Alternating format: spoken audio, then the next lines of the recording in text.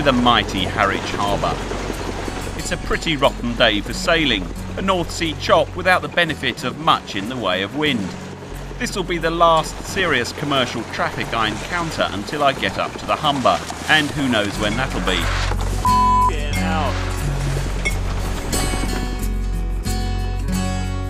Where the docks are now used to be an RAF station, one of the first in the UK. It was where they kept a squadron of flying boats. Initially bought in from America, but the Brits tweaked the design again and again. By the time they got to the Mark V, the Felixstowe flying boats were almost unrecognisable to their original designers. They used to tow them to the theatres of operation on barges behind frigates. A terrible way to treat a bit of high-tech equipment made of wood, cow-gum-doped fabric and massively crude Rolls-Royce aero engines. Pity the poor engineers who had to look after them. Maintaining the beast in the bowels of the slug is, I now realise, a piece of cake. The engine, and there is my arrangement for changing gears. Blue to go backwards and red to go forwards. And all I can say is, so far, so good. Then it's past the headland at Landguard Fort. It was a military establishment for 500 years. In 1667 it was attacked by 1,500 Dutch Marines and pikemen led by a rebel English officer called Dolman. He had just one cannon and had hoped to capture the fort. They were repulsed by the curiously named Duke of York and Albany's Maritime Regiment of Foot. And so ended the last attempted invasion of mainland Britain. And who masterminded this plan? De Ruyter, the Dutchman who gave the British Navy such a good kicking down in the Medway.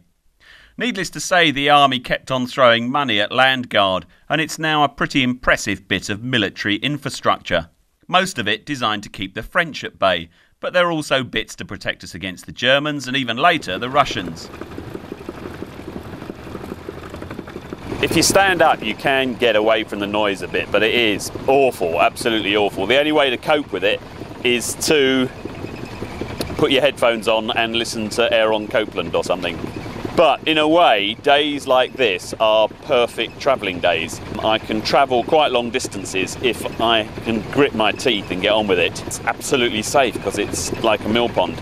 As long as the engine doesn't pack up, you know, should be able to keep doing this for hour after hour. There is one thing that does amaze me about sailors who, you know, they think of themselves as being quite wily people, you know, they understand tides and so on. But once they put their engine on, they just forget all the principles.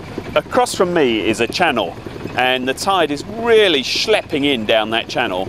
Just to one side, just to the landward side, there is a huge area called a flats. It's a whole area of mud which is covered at high tide. Well, the tide is coming in. Oh look, there's a football. I always feel sorry when I see a football. So there's very little tide here. But what are the sailors doing? They're all motoring straight up the middle of the channel. I mean, that's just barking. If you look at the chart, you can see that there's this massive flats, and what they're doing is they're going up this channel here, barking mad. There's a big flats across here, where there's less tide. Okay, now it's back to the music, because there's nothing to film. It's rather dull. I'm in for a dull day. Can't see the wind farm. Hope it doesn't get foggy. Ooh, that'd be horrible. Then comes the seaside town of Felixstowe.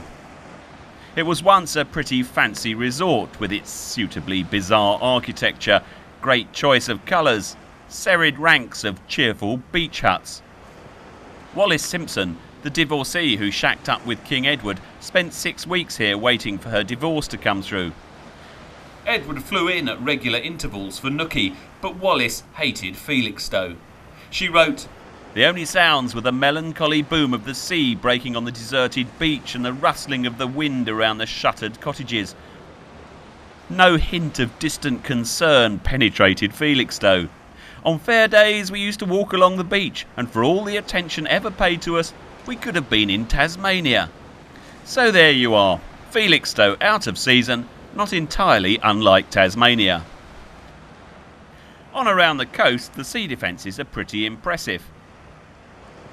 And they have to be. It's always been under attack from the sea, and some parts along this coast have retreated a full mile since Roman times. The entrance to the Deben has one of those fiendishly complicated and constantly shifting shingle bars you find at the mouth of East Coast estuaries. Finding the right channel can be a bit of a challenge.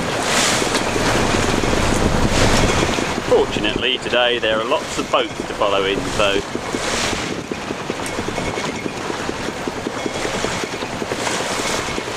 can see how disturbed the sea is.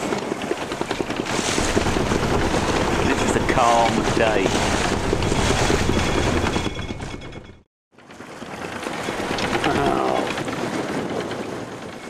Oh look, there's a jet ski, broken down, taken in tow by his mate. My heart bleeds for you, old chap. That's the speed a jet ski should go at.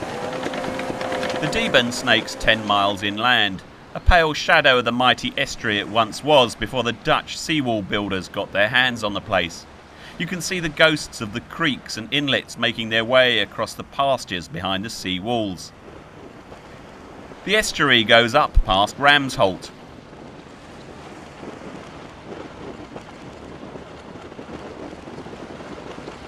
Then to Waldringfield, past Woodbridge, and to the end of the navigation at the Melton Road Bridge.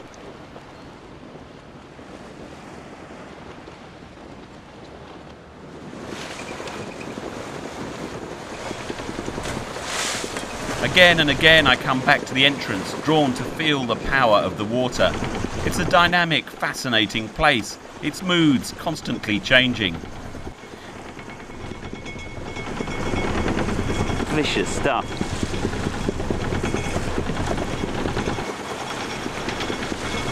Wow! The boat just took a sudden shift sideways as that water came and hit us. These East Coast River entrances are a work in progress, a constant battle between the longshore drift diligently bringing tiny bits of Scotland down to East Anglia, which it then attempts to pile up across the mouths of the rivers. Set against that are the 12-foot high 4 or 5 knot tides slopping in and out of the long, deep estuaries, the pressure of water continually punching new trenches through the shingle banks.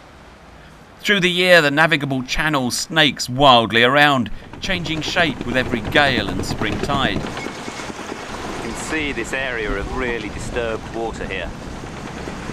Just off the point, the water's boiling between these two little masses of land. When we came up here before, there's a spit that joins the two, so you can see that it's just buzzing across it.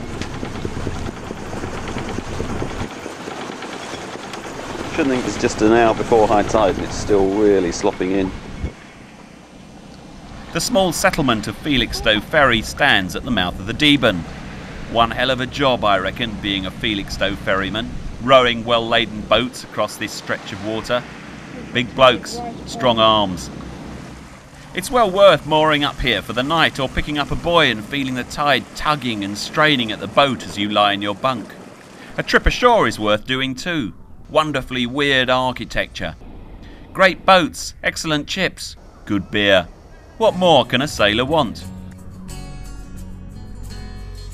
What I really like about the place is that it's hard to tell where the boats finish and the houses start. Some of the vessels or dwellings are strange hybrids. The place would bring a wry smile to the face of Flann O'Brien, who had it that objects that spend too much time in close proximity slowly grow into each other. The molecules mix, until the point where it's hard to put a dividing line between a man and his much-loved bike. And that's what's happened to these boats and buildings at Felixstowe Ferry. They've merged, become one. The Deben River has no real commercial traffic anymore, not much of a fishing fleet either. And amazingly, Felixstowe Ferry has a sailing club. How they manage to run races with tides like these is a bit of a mystery. But of all the East Coast rivers, the Deben offers the best, the most challenging, the prettiest place to sail and race small boats. The river is now dedicated almost completely to the pleasures of the sailing man and woman. This is river sailing, just creaming along. The boat is going fine, and there's 2 knots of tide underneath me, so we're whizzing through the countryside. And the scenery is zipping past.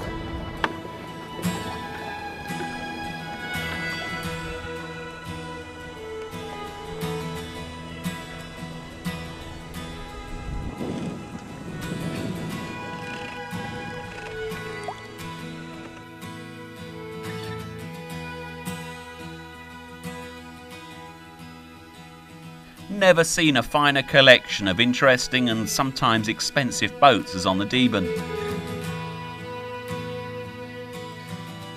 Some sailors, I'm told, spend their whole lives here, seeing no reason to ever leave her. Every year, like a beguiling mistress, she changes in some subtle way. A mud bank moved there, a channel deepened here. A new line of trees changes the wind patterns. It'll be great to spend a few days here and find out why for some people the Deben is the archetypal East Coast river and satisfies every sailing need.